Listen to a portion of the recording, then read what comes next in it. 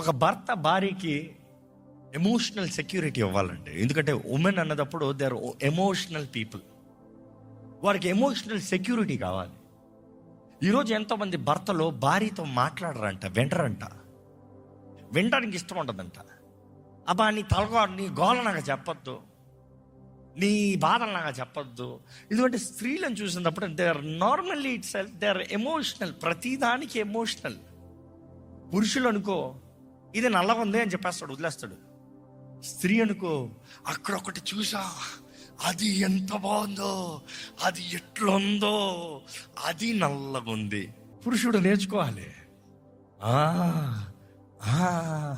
కొంతమంది చూడండి అంటారు, they not ready to listen. Women, do you agree with me? Everybody is agreeing. You say that is the truth, learn it. Be ready to hear. ఈరోజు చాలా మందికి gap, there is no emotional security. నువ్వేనో ఎవరు వింటారు చెప్పు?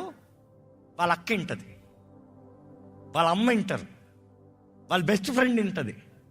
ఇంకా భర్తతో మాట్లాడడం, బయట ఉన్న వాళ్ళతో మాట్లాడుంటాయి. భర్తతో మాట్లాడడం, అమ్మా ఇది లేదమ్మా, అమ్మ ఎట్లా ఉంటుంది చూడు.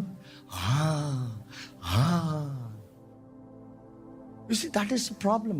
The problem is, నువ్వు అంటారు ఎప్పుడు చూసినా వారితో మాట్లాడుతుంది. Problem is you're not listening, because they are emotional beings. They need to express. Let them express.